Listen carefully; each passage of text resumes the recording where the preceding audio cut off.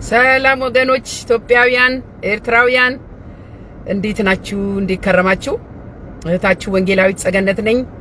ይህ ወንጌል ለዓለም ሁሉ የቃልና የመንፈሳዊ ምክር አገልግሎት በዚህ ደግሞ በመጨረሻው ዘመን የእግዚአብሔር ድምጽ የሚሰማበት ትክክለኛ እውነተኛ ከቃሉ ጋር ከመንፈሱ ጋር ከጊዜው ጋር የሚሄደውን መልእክት የኔ መልእክት በጣም ኦሪጂናል ነው። በጣም ኦሪጂናል ነው። እንደ ሌሎቹ ዩቲዩበሮች የሰው መልእክት ይዤ አልቀርብም። እኔ መልእክቱ ኦሪጂናል ነው፣ የራሴ ነው፣ ጌታ የሰጠኝ ነው። ሐሳቡም አቅራቢዋም እኔ ራሴ የጌታ ነኝና በጣም ደስተኛ ነኝ። ጌታ የተባረከ ይሁን። ዛሬ በወቅታዊ ጉዳይ ላይ ከእግዚአብሔር ቃል ጋር አያይዤ አገልግሎቴን እጀምራለሁ። ከናንተ መፈልገው ሼር እና ሰብስክራይብ እንድታረጉልኝ ለብዙዎች እንዲደርስ ነው። ይሄ መልእክት ቦዲ ብሎ ማስተር አብነት ጋር ከደረሰ ያተርፍበታል። ማንም እንደዚህ አይነት መልእክት አያስተላልፍም። ለምን? ንጹህ የክርስቶስ መልእክት ማለት ይሄ ነው። አሁን ምናገር ስሙኝ። ወንድሜ ማስተር አብነት እግዚአብሔር በዚህ ስፍራ ሲያስቀምጥ ይህን አደራ ሲሰጥህ ወንጌልን እንድታደርስ ነበረ። ይህ ሁሉ ህዝብ አንተን እንጂ ኢየሱስን አያውቅም። አሎ ታዋቂነት ያንተ ነው። ይሄ ህዝብ አንተን ከኢየሱስ ነጥሎ ነው የሚያውቅህ። ኢየሱስ አልታየም ባንተ አገልግሎት። እኔ አክራሪ ጴንጤ ነኝ። እኔ ስለዚህ ምንም ነገር ከጌታ ቃል ጋር ተንተርሼ አላልፍም። ቀጥታውን እናገራለሁ። ስሙኝ። ከወደዱህ ከኢየሱስ ጋር ይውደዱህ። እርዳታን ተቀብለው ኢየሱስ አያስፈልገንም ካሉ የነሱ ጉዳይ ነው። ያንተ ግን ዋና ተልኮ ኢየሱስ ክርስቶስን መመስከር ነው። ከዛ በኋላ ማብላት ይቻላል። ከዛ በኋላ መስጠት ይቻላል። ስሙኝ። 1,800,000 ህዝብ ክርስቶስን የማያውቅ ከሚከተለኝ 3 ሰው ክርስቶስን የሚያውቅ ቢከተለኝ ፍሬ አፍርቻለሁ። ወንድሜ ማስተር አብነት በክርስቶስ ወንጌል በኢየሱስ ክርስቶስ ስም ፍሬ አላፈራህም። የሚወድ የተከተለ ስላበላህ ነው። መንጆሪና ለሚጠፋ መብል አትስሩ ብሏል የጌታ ቃል። ስማኝ። ዮሐንስ 6:27 ለሚጠፋ መብል አትስሩ፣ ነገር ግን ለዘላለም ሕይወት ለሚኖር መብል የሰው ልጅ ለሚሰጣችሁ ስሩ፣ እርሱን እግዚአብሔር አብ አትሞታልና። እስኪ ረግብ ነው የጠበቅኩት እኔ። ስላንተ ብዙ ተወራ፣ ዝም ብሎ ተተራመሰ ሰው። ነቢያቱም ለኩላሊት እንሰጣለን አሉ። ኩላሊት ነው እንደ መድኃኒቱ። እናንተ የት ሄዱ? እግዚአብሔር እንዲህ ይላል አይሉትም እንዴ? ወይ ትፈወሳለህ ይላል ወይ ትሞታለህ ይላል። እኔ ግን ጸገነት ደገፉ ነብይ አይደለሁም። እንደ እግዚአብሔር ሴል ልንገርህ፣ ማስተር አብነት ወንድሜ ንስሐ ግባ። ለምን? የክርስቶስ ኢየሱስን ስም ሸፍነሃል። የተከተሉ ሰዎች ኢየሱስን አልተከተሉ። አሁን አንተና ኢየሱስ ጎንና ጎን ቆማችሁ ምረጡ ቢባሉ አብነት ነው የሚሉት። ለምን? አንተን ነው የሚያውቁት። ቪዲዮ አያይዛለሁ። ምን አልክ ደግሞ? ሰው በእኔ ምክንያት ደስ ሲለው ማየት ደስ ይለኛል አልክ። ምክንያቱ አንተ ሆንክ እንደ ሰው ማስደሰቻ። የመጨረሻ ስኬት ይሄ ነው፣ ደስታ ይሄ ነው። የሰዎችን ደስታ በአንተ ምክንያት ስታገኝና የተቸገሩ ሰዎችን በአንተ ምክንያት ስታሳርፋቸው ያለ ደስ የሚልህና ልብን የሚያሳርፍ ነገር የለም። ኢየሱስ ነው። ብሩም ወርቁም የሱ ነው። እንድታበላ እንድታጠጣ አልተጠራህም። የተጠራኸው እንደ ደቀ መዝሙርቱ ወደ ዓለም ሂዱ፣ ወንጌል ስበኩ። ይህ ሁሉ ትውልድ እየጠፋ ያለው ሚያበላማ መች ጠፋ? ወንድም ዓለም ሀብታሞች እኮ ያበላሉ፣ ሰብስበው ይሰጣሉ። በዮሐንስ 6:35 ላይ ኢየሱስም እንዲህ አላቸው፣ የሕይወት እንጀራ እኔ ነኝ። ወደ እኔ የሚመጣ ከቶ አይራብም፣ በእኔ የሚያምን ሁልጊዜ ከቶ አይጠማም ይላል። በዚህ አጋጣሚ ለመቄዶንያ ባለራዕይ መልእክት አለኝ። እግዚአብሔር በአንተ ስር ያሉትን የሚጦሩትን አረጋውያን ከመሞታቸው በፊት ወንጌል ተመስክሮላቸው ኢየሱስ ክርስቶስ አዳኝ መሆኑን እንዲሰሙ ይፈልጋል ጌታ። እናንተ የወንጌል አማኞች መቄዶንያ ወንጌል ሄዳችሁ መስክሩ።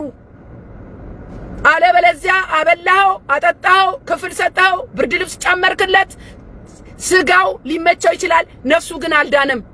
አንተ የመቄዶንያ ባለራይ እዛ መቄዶንያ ያሉ ሁሉ ክርስቶስ ኢየሱስ አዳኝ መሆኑን ሊመሰክርላቸው ይገባል።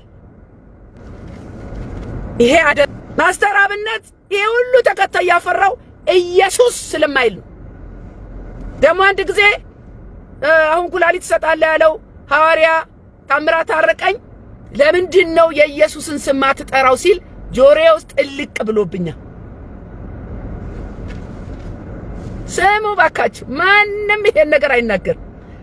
ማስተዋል ያስፈልጋል። ሰው በገባው ነው የሚመላለሰው።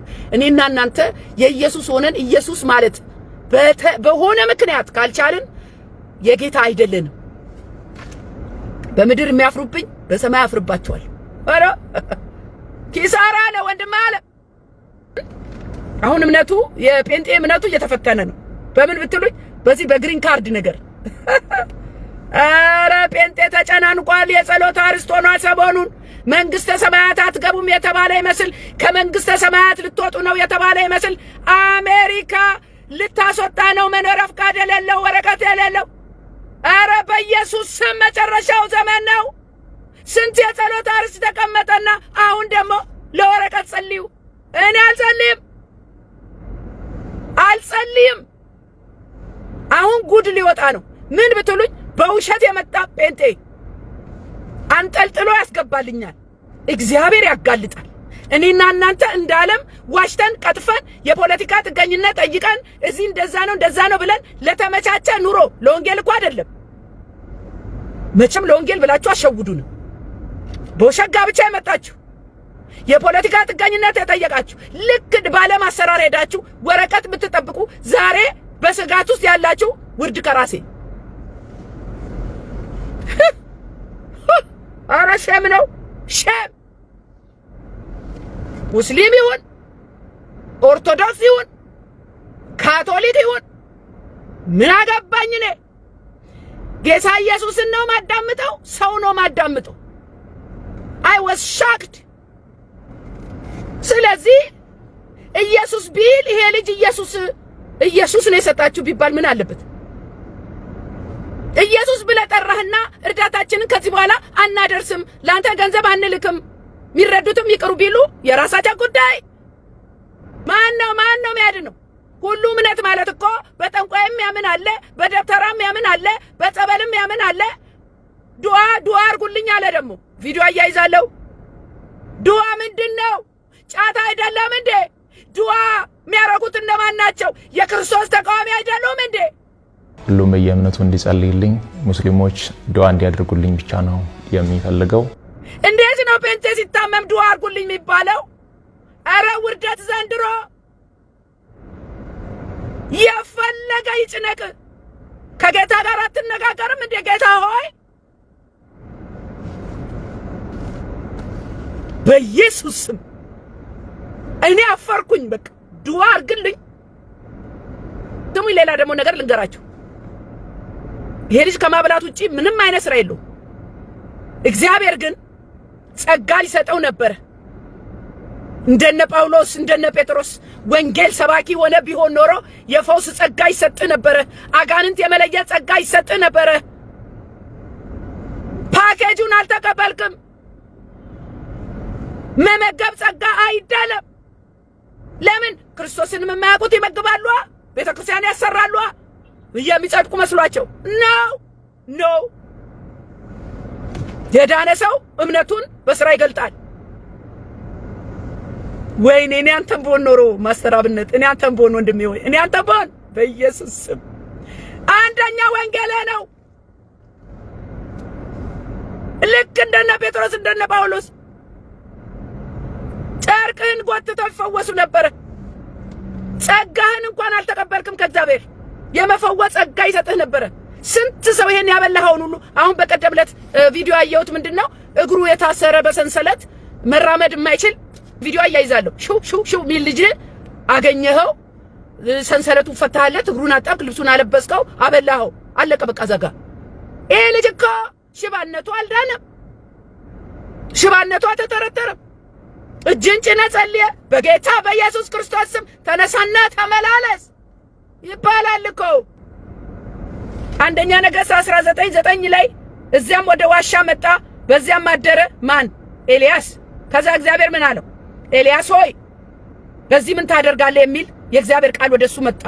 2 ጊዜ በዚህ ምን ታደርጋለህ፣ በዚህ ምን ታደርጋለህ እያለህ አንተ ፓስተር ሆይ አገልጋይ ሆይ ምን ታረጋለህ እዚህ እያለ ነው አሁን የምትጨናነቀው። የመጣበትን ጉዳይ ጨርሰሃል፣ ተመለስ ሀገር ቤት። እግዚአብሔር ስላበላ ስላጠጣ አያጨበጭብልህም። ይልቁንስ አንድ ቪዲዮ አያይዛለሁ። አንድ ወንድም ልጅ አቅፎ 2 ህፃናት ልጆቹ አብረውት ሆነው ጥሩምባ እየነፋ መንገድ ላይ አንተ ካበላኸው ከሚከተል 1.8 ሚሊዮን ህዝብ ይልቅ መንገድ ላይ ቆሞ በጥሩምባ ኢየሱስ ያድናል፣ የመዳኛው መንገድ ኢየሱስ ነው የሚለው ወንድም በሰማይ ትልቅ ዋጋ አለው። እኔ ራሴ ጸገነት ደገፉ መንገድ ላይ በብርድ ወጥቼ ኢየሱስ ያድናችኋል፣ አዳኙ ተወለደላችሁ ምለዋ ሴትዮ ትልቅ ዋጋ አለኝ በሰማይ። አንተ ካበላኸው 1 ሚሊዮን ነጥብ 8 ሀገራችን የክርስቶስ ተቃዋሚ ክርስቶስ ተቃዋሚ በመሞላቷ አሁን የምትደግፈው ኢየሱስ ማይለውን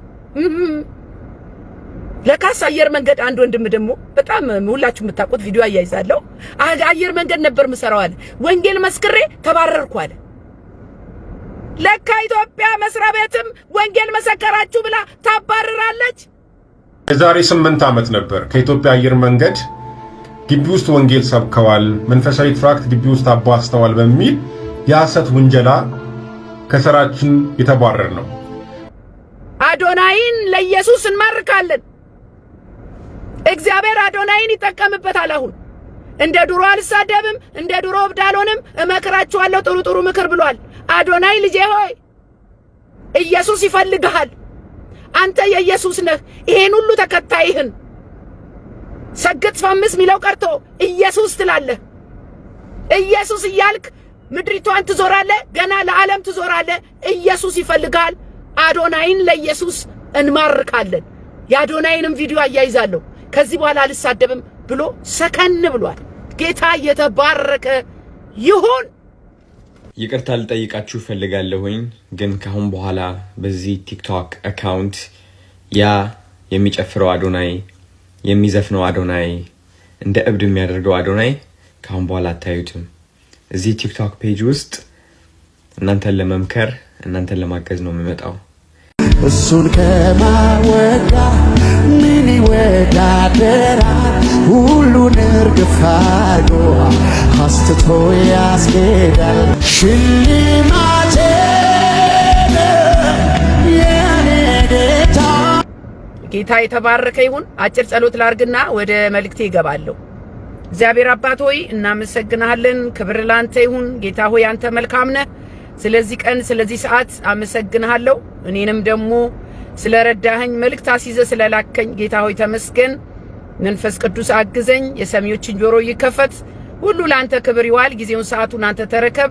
በምትወደው ልጅ በጌታችን በመድኃኒታችን በኢየሱስ ክርስቶስ ስም ጸለይኩኝ፣ አሜን። እግዚአብሔር የተባረከ ይሁን።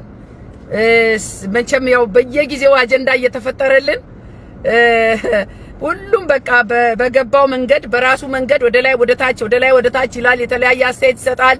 ብዙዎች ግን ብዙ ዩቲዩበሮች ያው ለገንዘብ ነው ለማትረፍ ነውና የተለያየ አርዕስት እያስጮሁ እንደዚህ ሆነ እንደዛ ሆነ ወደቀ ተሰበረ እያሉ ገንዘብ መስሪያ ነው እንጂ ትክክለኛውን የእግዚአብሔር መልእክት ለማስተላለፍ ለትውልድ ጥሩ መልእክት ለማድረስ የሚጠቅም የሚያንጽ መልእክት ለማድረስ የሚሰሩ ዩቲዩበሮች በጣም ጥቂቶች ናቸው እኔ እንዳየሁትና በእኔ በኩል ግን በጣም ደስ እያለኝ ነው። ይሄንን መልእክት ማዘጋጀቴ በጣም ደስ እያለኝ ነውና ሰሞኑን ስለ ወንድማችን ማስተር አብነት ብዙ ግርግር ነበረ። ሁላችንም አዝነናል፣ ሁላችንም ተጨንቀናል፣ ሁላችንም እንድንጸልይ አደራ ተብለናልና በዚህ ጉዳይ ላይ በጣም ሚዲያው ስለተጨናነቀ ባለፈው ያቀረብኩት ስለ መጨረሻው ዘመን የጥልቁ ምልክት እንደገና ደግሞ ስለ ክትባት ያነሳዋቸው ነጥቦች ትንሽ በነበረው ግርግር መድረስ የሚገባውን ያህል አልደረሰምና በዚህ አጋጣሚ ባካችሁ በጣም ኢምፖርታንት የሆነ መልእክት ስለ አውሬው ምልክት መቀበር በኢትዮጵያ ላይ የሚሰራውን ነገር ተናግሬ ነበርና እሱ መልእክት እንድታዩትና ሼር እንድታረጉ አደራ አላችኋለሁ። ብዙዎቻችሁ ልብ አላላችሁም እንጂ የማስተር አብነት የህመም ጉዳይ የህይወቱ ጉዳይ መንፈሳዊ ነውና እኔ የገባኝ ሌላ ነው። እኔ የገባኝን ደግሞ እንደ እግዚአብሔር ሴት አስተላልፋለሁ። መቼም ሰው በገባው ነው የሚመላለሰውና ምን ልነግራችሁ እንደሆነ በጣም ትገረማላችሁ። እግዚአብሔር ማስተር አብነትን ንስሐ እንዲገባ ይፈልጋል። አይገርማችሁ? ማስተር አብነት ንስሐ መግባት አለበት። ለምን ብላችሁ እንደምትደነቁ አውቃለሁ። ያንንም ደግሞ እመጣላችኋለሁ። እንዴትና ለምን ለምትሉ ጉዳዩ እንዲህ ነው። ስሙኝ። ማስተር አብነት የክርስቶስ ተከታይ ነው። ስንቶቻችሁ እንደምታውቁ አላቅም። ማስተር አብነት ግን ጴንጤ ነው። የክርስቶስ ኢየሱስ ደቀ መዝሙር ነው። ስለዚህ ደቀ መዝሙር ከሆነ ደግሞ እኔና እናንተ እንደ ደቀ መዝሙር ተልኮ አለን። ስለዚህ ደግነቱ መልካም ስራው ተወርቶ አልቅም። የወጣትነት ህይወቱን ለጌታ ሰጥቶ ለሌሎች ብዙ የሚደክም ነው። እስማማለሁ፣ በጣም እስማማለሁ። ነገር ግን እኔ አክራሪ ጴንጤ ነኝ። አክራሪ ሙስሊም ሲባል ሰምታችኋል አይደለ? አክራሪ ኦርቶዶክስ ሲባል ሰምታችኋል አይደል? ጠለቅ ብዬ አስባለሁ፣ እመረምራለሁ፣ በቃሉ መዝናለሁ። ሰው በልቡ አምኖ በአፉ ሲመሰክር ይድናል። መዳናችን ደግሞ በስራ ይገለጣል እንጂ ስራ አያጸድቅም፣ አያድንም።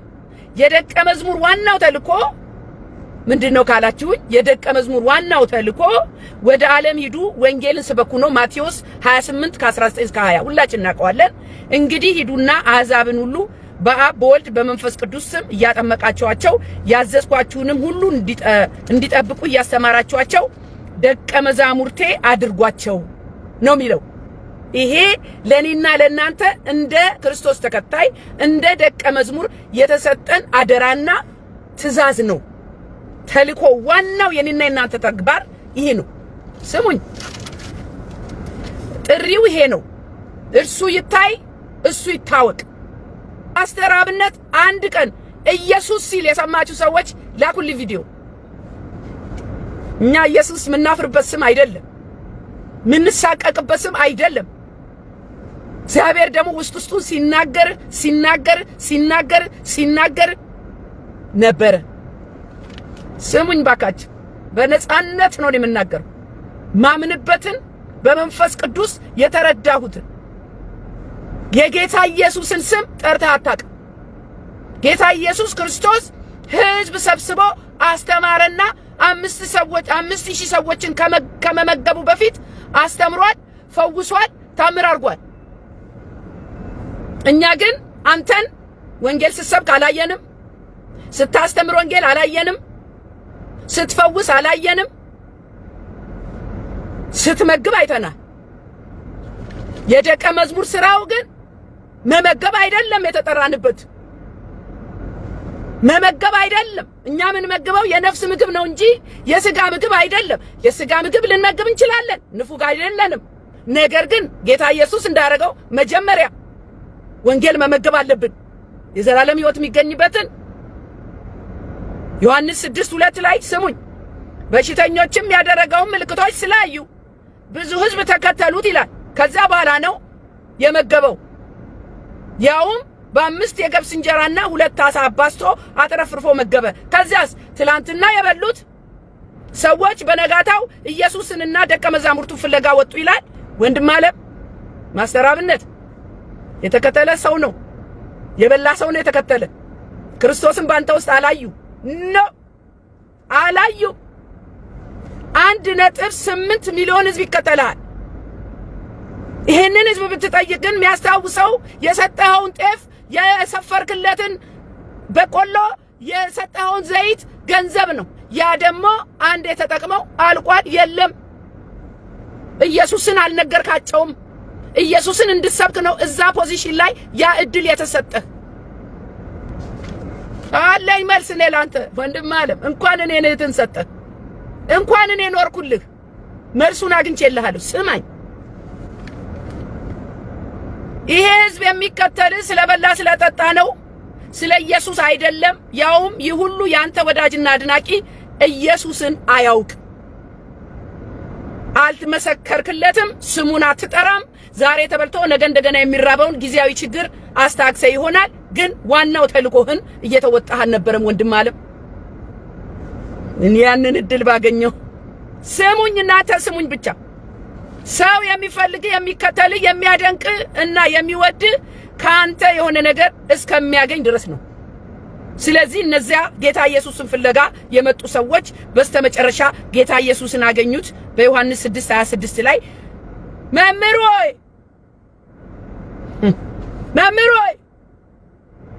መቼ መጣ አሉት። ወደዚህ መቼ መጣ አሉት። ኢየሱስም መልሶ እውነት እውነት እላችኋለሁ የምትፈልጉኝ እንጀራን ስለበላችሁና ስለጠገባችሁ እንጂ ምልክቶች ስላያችሁ አይደለም አላቸው።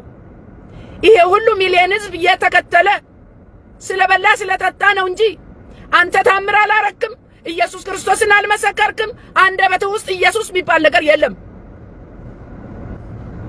የሚያሳዝነው ነገር ግን በተሰጠ ሰፊ ድል አለመጠቀምህ ነው።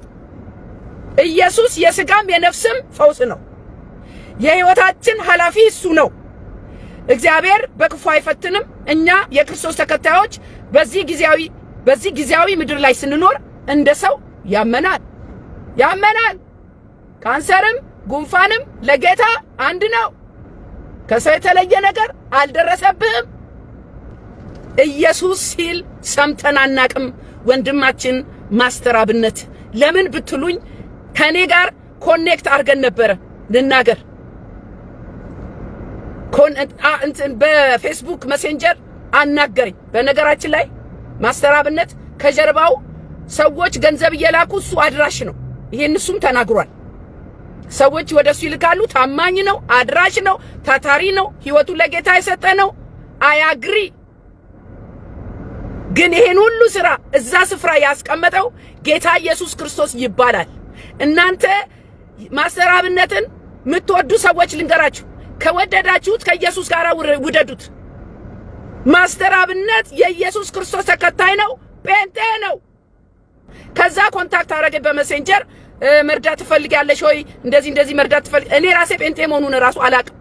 ልንገራችሁ ይሄንን ባካችሁ ስሙኝ። ትፈልጊያለሽ መርዳት ሲለኝ ጴንጤ ነው ሆይ አልኩት። አዎ አለኝ። ታዲያ ለምንድን ነው ከእርዳታው ጋር አንዳንድ መጽሐፍ ቅዱስ ብትሰጣቸው ህይወታቸው ነፍሳቸው ቢድን ከስጋ ቀጥሎ አታብላ ተባልክም እኮ። ዋናው ግን ነፍሳቸው ይዳን መጽሐፍ ቅዱስ ስጣቸው። ከዛ ጋራ ከሚላክልህ ገንዘብ ቀንሰ። እኔ አሁን ገንዘብ ብልክልህ አልኩት፣ ገንዘብ ብልክልህ ለምሰጠው ሰው መጽሐፍ ቅዱስ ቀንሰ እንድሰጥ መጽሐፍ ቅዱስ እፈልጋለሁ አልኩት። እንደሱ ማድረግ አልችልም አለኝ። ስሙ ባካቸው። ለምን አልኩት። ለምን ምረዳቸው ሰዎች ከተለያየ ሃይማኖት ናቸው። እንደገና ደግሞ እርዳ ብለው ገንዘብ የሚልኩልኝ ሰዎች ከተለያየ ሃይማኖት ናቸውና ይሄን ማድረግ አልችልም አለ። ሃሎ ዋናውን ኢየሱስ ክርስቶስን ከፊት አስቀድሞ ብዙዎች በነፍሳቸው እንዲድኑ አላደረገም። ይልጅ በኢየሱስ አፍሯል። ሃሎ ነብዩ ሐዋርያው ኩላሊት ሰጣለሁ አልክ እንዴ? ስሙኝ። ሕዝቅያስ በታመመ ጊዜ ኢሳይያስ ተላከ ወደ ሕዝቅያስ ቤት።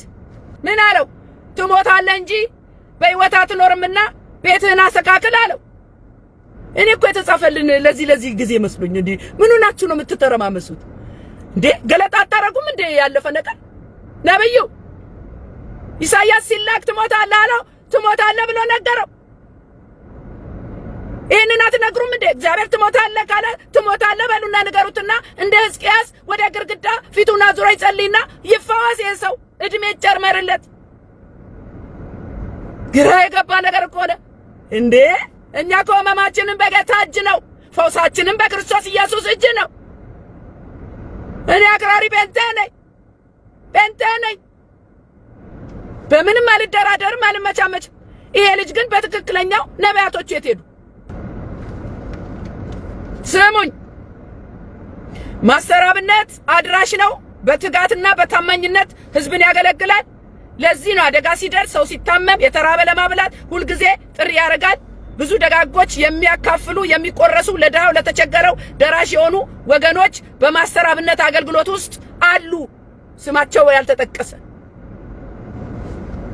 ስለዚህ ከሁሉ በላይ ግን ወንድሜ የአገልግሎት ቀዳሚ መታወቂያ ኢየሱስ ክርስቶስ ሆኖ ሳለ በሚሊዮን የሚቆጠር ተከታይ አንተን እንጂ ኢየሱስን አለማወቁና ስላልመሰከርክላቸው ትልቁ ተልኮህን አልተወጣህም። ይህ አገልግሎት መልካም ነው። አዎ፣ ግን በዜሮን የተባዘው ለምን? በልተው ሄደዋል። የዘላለም ሕይወት ኢየሱስ ክርስቶስ አልተመሰከረላቸውም። ኢየሱስ ክርስቶስን ደግሞ መመስከር ዘር እየመረጥን ሃይማኖት እየመረጥን ቋንቋ እየመረጥን እድሜ እየመረጥን አይደለም። ዓለም ሁሉ በክርስቶስ ኢየሱስ እንዲድን ነው እግዚአብሔር ወደ ዓለም ሂዱ ያለው። እግዚአብሔር እንጀራ ከሰማይ የሚወርድ ለዓለምም ሕይወትን የሚሰጥ ነውና ይላል። ከሰማይ የወረደው እንጀራ ማን ነው? ኢየሱስ ክርስቶስ ይባላል። ይሄንን አልነገራችሁም? ማስተር አብነት ጥያቄ አለ። ጌታ ይጠይቃል። የላኩን መልእክት አድርሰሃል ወይ ይላል። ተድበስብሰን አንቀርም። ስሙኝ፣ ዛሬ እንላለሁ የተቀበላችሁት እርዳታ ዛሬ ታይቶ ነገ የሚጠፋ ነው፣ ጊዜያዊ ነው። የስጋችሁ መዳን ሳይሆን ዋናው የነፍሳችሁ መዳን ነው። ለነፍሳችሁ መዳን ደግሞ በኢየሱስ ክርስቶስ ማመን ያስፈልጋችኋል። ማስተር አብነት ያልነገራችሁ ትልቅ መልእክት አለ። ምን ብትሉኝ እንድንበት ዘንድ የተሰጠን ስም ከሰማይ የወረደው ኢየሱስ ክርስቶስ ይባላል። የምስራች እኔ ነግራችኋለሁ። ዛሬ መዳን በማንም የለም፣ በኢየሱስ ክርስቶስ ብቻ ነው። ምንድነው? ስሙን ያልሰማችሁ ዛሬ እኔ መሰክርላችኋለሁ። የመዳኛው መንገድ እውነተኛ እንጀራ ኢየሱስ ነው፣ ለዘላለም የማያስርብ የማያስጠማ። ምናገረው ወንድሜ ማስተር አብነት ብዙ ሰዎች አግኝተውሃል፣ አድንቀውሃል። እኔም መልካም ስራህን አደንቃለሁ። በተነጋገርነው መሰረት ግን ኢየሱስ ክርስቶስን እየመሰከርክ አይደለም። ለምን? ሰዎች እንዳይሸሹ። እናንተ ዓለም ካጨበጨበችላችሁ፣ ዓለም ጎስጎስ ካለቻችሁ፣ ተከታያችሁ ከበዛ ኢየሱስ ክርስቶስ ተሸፍኗል ማለት ነው። ለምን? ዓለም ያማት መስማት ማትፈልገው ስም ኢየሱስን ነው። በየእምነታችሁ ጸልዩልኝ። እኛ ምናቀው ስትታመሙ የቤተ ክርስቲያን ሽማግሌዎች ዘይት ቀብተው ይጸልዩላችሁ ነው የሚለው። የት አሉ የቤተ ክርስቲያን እረኛ? ማን ነው አንተ እንዴ? እኛ ከጌታ ጋር ጉዳያችንን በጓዳ እንጨርስም እንዴ? አደባባይ ወጥተን እንደማንም እንዲያርጉልኝ ጸልዩልኝ፣ እንዲያርጉልኝ፣ ይያዙኝ፣ ልቀቁኝ። ኖ የኔና እናንተን ሕይወት የያዘው ኢየሱስ ክርስቶስ ይባላል።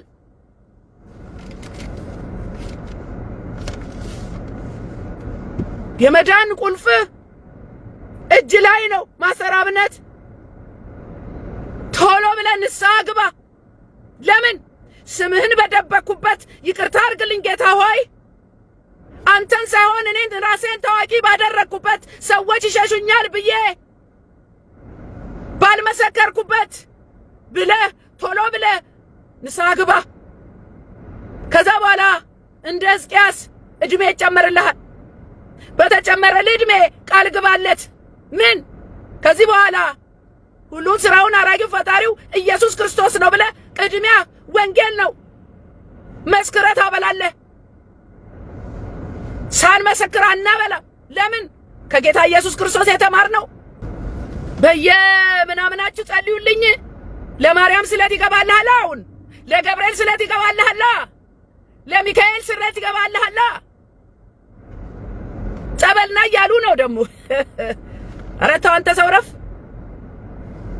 ሰው ረፍ። ቶሎ ብናዳንና ወደ ክርስቶስ ኢየሱስ ተልኮ ተመለስ። ወንጌልህን አንሳ። በአደባባይ ለኢንተርቪው በተቀመጥክበት በአዳራሽ በተጠራበት ወንጌልህን ይዘታይ። ከዛ በኋላ አይጠሩም። ታያለህ። አይጠሩህም። ልክ ወንጌል ስታነሳ የኢትዮጵያ ሕዝብ ይጠላሃል። ይጥሉና ታዲያ በዓለም ሳላችሁ ይጠሏችኋል ነው የተባልነው። እና ልንወደድ ነው እንደ ወንጌል ይዘን አይደለም። ስለዚህ ዱዓ አርጉልኝ ስትል በዱዓ ታምናለህ ማለት ነው። ያላመንከው እንዴት ያድንሃል? ኢየሱስ አንተን ለማዳን አንሶ ነው ዱዓ አርጉልኝ የምትለው? ይሄ ውርደት ነው ለኛ እንደ ክርስቲያን እንደ ጴንጤ። እኛ ዱዓ አርጉልን አንልም ነው። አላመቻምችም። እኔ አሁንም መጨረሻ ነገር ልናገር። በተለያየ ምክንያት ኢየሱስ ክርስቶስ ለማለት ስላልቻልክ ልትናገር ድፍረት ስለሌለ አሁኑኑ ንስሐ ግባ።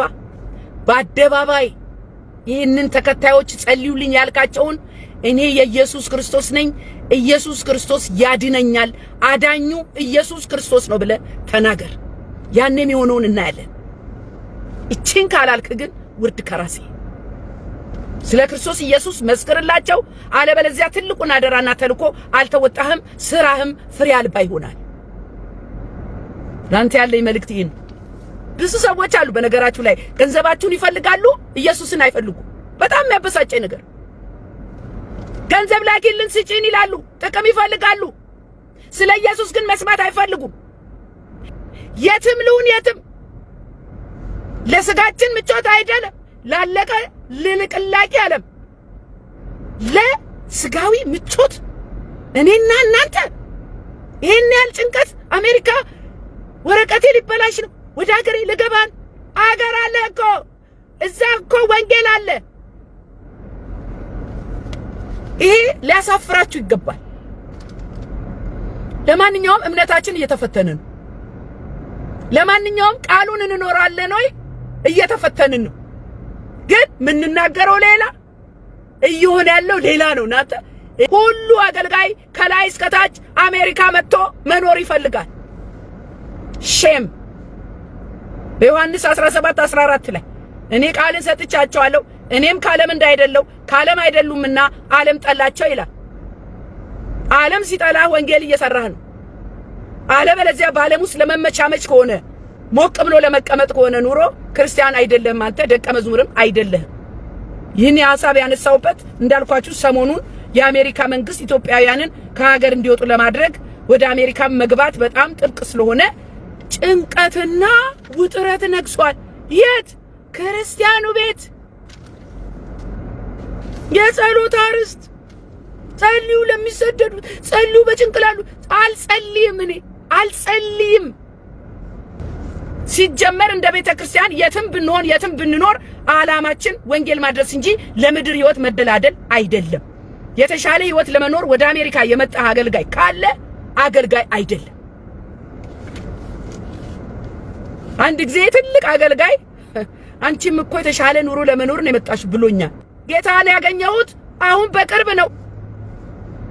እንደማንም መጥቻለሁ ለተሻለ ኑሮ ጌታን ሳላቅ። አሁን ግን በእኔ መረዳት በወንጌል መረዳት ለተሻለ ኑሮ አሜሪካ አልመጣም። ይሄንን ቃል ገባላችኋለሁ።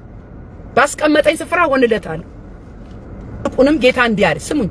በዮሐንስ 14:2 ላይ በአባቴ ቤት ብዙ መኖሪያ አለ፣ እንዲስ ባይሆን ባልኳችሁ ነበር። ስፍራ አዘጋጀላችሁ ዘንድ እሄዳለሁና ሄጄም ስፍራ ባዘጋጅላችሁ እኔ ባለሁበት እናንተ ደግሞ እንድትሆኑ ሁለተኛ እመጣለሁ፣ ወደ እኔም ወስዳችኋለሁ አለ።